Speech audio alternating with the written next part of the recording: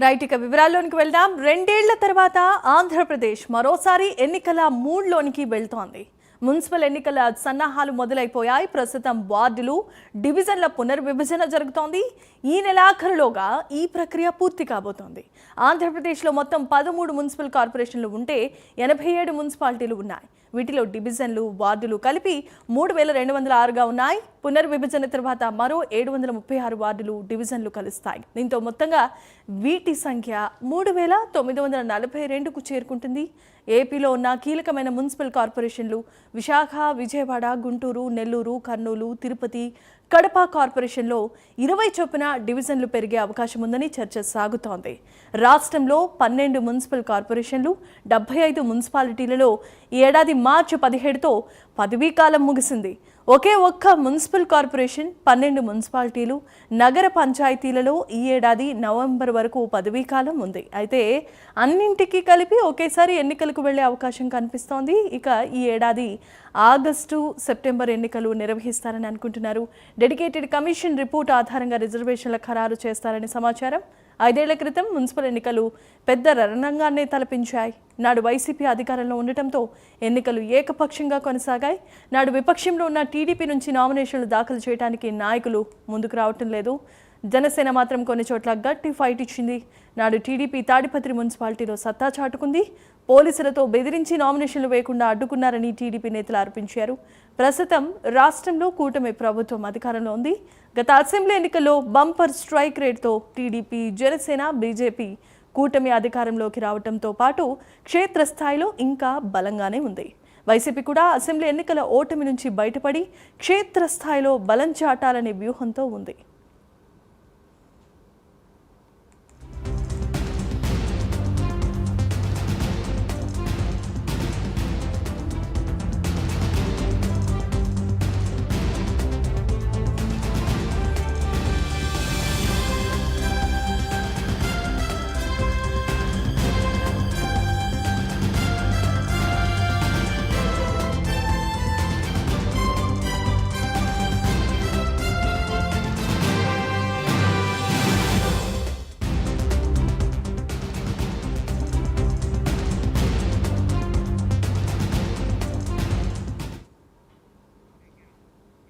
ఇటీవలే రాజధాని అమరావతి విషయంలో కూటమికి, వైసీపీకి మధ్య తీవ్రమైన స్థాయిలో వాగ్వాదం చోటు చేసుకుంది. ఈ క్రమంలోనే వైసీపీని పూర్తి స్థాయిలో కార్నర్ చేస్తున్నారు కూటమి నేతలు. వైసీపీ పైనే మాజీ సీఎం జగన్ వైఖరి పైన రోజుకొక అంశాన్ని వెలుగులోనికి తెచ్చి కార్నర్ చేస్తున్నారు టీడీపీ నేతలు. దీంతో ఆంధ్రప్రదేశ్లో మున్సిపల్ ఎన్నికలపై ఆ ఎఫెక్ట్ ఉంటుందని అభిప్రాయాన్ని వ్యక్తం చేస్తున్నారు. ఇక అసెంబ్లీ ఎన్నికల తరహాలో మున్సిపాలిటీల్లో కూడా విజయ బావుట ఎగరవేయాలని, 100% స్ట్రైక్ రేటు సాధించాలని కూటమి నేతలు చూస్తున్నారు. ఇదే అంశానికి సంబంధించి మరిన్ని అప్డేట్స్ అందించడానికి రాజమండ్రి నుండి మా కరెస్పాండెంట్ శ్రీరామూర్తి లైవ్ ద్వారా అందిస్తారు. శ్రీరామూర్తి, చెప్పండి. జమీమా, ఏదైతే రాష్ట్రంలో మళ్ళీ ఒక స్థానిక సంస్థల ఎన్నికల సందడి చోటు చేసుకోబోతుంది. రాష్ట్ర ప్రభుత్వం, కూటమి ప్రభుత్వం ఇక్కడ ఎన్నికల హడావుడికి రంగం సిద్ధం చేయబోతుంది. అయితే నవంబర్ లో ఏదైతే ఒక కార్పొరేషన్ కి 12 మున్సిపాలిటీలకి కూడా గడువు ముగియనుంది. అయితే ఇప్పుడు ఆల్రెడీ 75 మున్సిపాలిటీలకి మిగతా 12 మేయర్ కార్పొరేషన్లకు సంబంధించి ఆ గడువు గత నెల మార్చి 17తో ముగిసింది. దీంతో వెంటనే ఇక్కడ ఎన్నికలు పెడతారనేది ఒక హడావుడి ముందు జరిగినప్పటికీ కూడా ఆ దిశగా రాష్ట్ర ప్రభుత్వం అడుగులు వేయలేదు. ఎందుకంటే 2011 జనాభా లెక్కల ప్రకారం కొత్తగా రివిజన్ చేసి కొత్తగా డివిజన్ వార్డుల్ని పెంచిన తర్వాత ఎన్నికలు పెట్టాలని చెప్పేసి నిర్ణయించింది.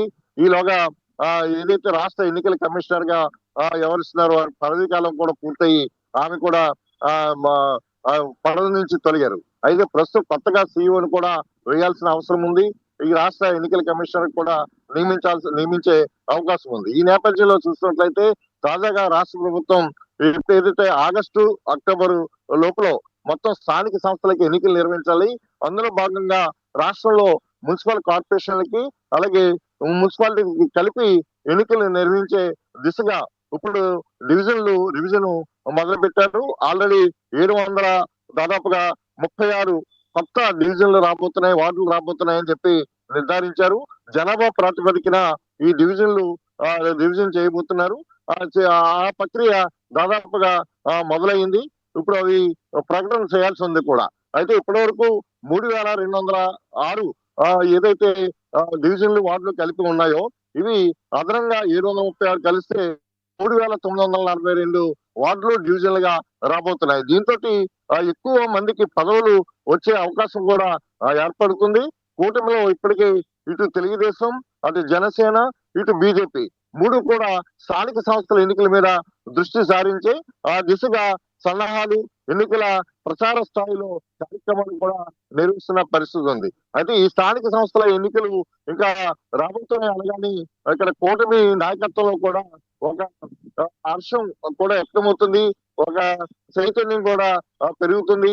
ఎన్నికలు ఎప్పుడు జరుగుతాయా, తాము రిజర్వేషన్ లో వార్డులు కనుక కేటాయిస్తే తాము పోటీ చేయడానికి సిద్ధం అని చెప్పేసి కూడా ఇప్పుడు ఆల్రెడీ ఆ డివిజన్ స్థాయిలోని, కార్పొరేషన్ స్థాయిలో, మున్సిపల్ స్థాయిలో ఇక్కడ నాయకత్వం ఇప్పటికీ ఒక విస్తృతమైన చర్యలు చేపడుతున్న పరిస్థితి ఇప్పుడు కనిపిస్తూ ఉంది. అయితే రాష్ట్ర వ్యాప్తంగా చూసినట్లయితే మొత్తం 87 మున్సిపాలిటీలకి, 13 కార్పొరేషన్లకి ఎన్నికలు ఒకేసారి నిర్వహించాలని చెప్పి రాష్ట్ర ప్రభుత్వం భావిస్తుంది. ఇందుకు సంబంధించి కసరత్తును కూడా చాలా ముమ్మరం చేసిందని చెప్పొచ్చు. అయితే ఈ ఎన్నికలు లోపలనే మళ్ళీ స్థానిక సంస్థల్లో చూసినట్లయితే జిల్లా పరిషత్లు, సర్పంచ్లు, అలాగే ఎంపీటీసీలు అంటే జడ్పీటీసీలు కూడా ఎన్నికలు ఉన్నాయి. ఇవి కూడా ముందు నిర్వహించాలా, తర్వాత నిర్వహించాలా అనేది కూడా ఒక రాష్ట్ర ప్రభుత్వం చేస్తుంది. అయితే మొత్తం స్థానిక సంస్థల ఎన్నికలన్నీ కూడా ఒక 3 నెలల కాల వ్యవధిలో పూర్తి చేయాలనే ఆలోచన కూడా చేస్తూ ఉంది. దీంతో ఇప్పటి వరకు కాస్త స్తబ్దతగా ఉన్న కూటమి నాయకత్వంలో కొత్త ఊపు, కొత్త చెప్పినట్టుగా కనిపిస్తుంది. దీంతో ఈ ఎన్నికల కోసం యంత్రాంగాన్ని సిద్ధం చేసేందుకు పార్టీలు మూడు కూడా, ఇటు తెలుగుదేశం, బీజేపీ, అలాగే జనసేన కూడా సిద్ధమవుతున్నాయి. ఎందుకంటే ఇప్పటివరకు కూడా కూటమిలో పదవులు రాకుండా ఉన్న చాలా మంది ఉన్నారు. వాళ్ళంతా నిరుత్సాహంగా ఉన్నారు. వాళ్ళందరూ కూడా ఉత్తేజం కావాలంటే కనుక స్థానిక సంస్థల ఎన్నికల్లో జరిగినట్లయితే కొత్తగా పదవులు రావడం, కొత్త ఉత్సాహం రావడం, వార్డుల్లో కొంత వేల మందికి ఈ పదవులు రావడం, ఇలాంటి పరిస్థితుల్లో ఈ ఎన్నికలు నిర్వహించాలని కూటమి ప్రభుత్వం భావిస్తుంది.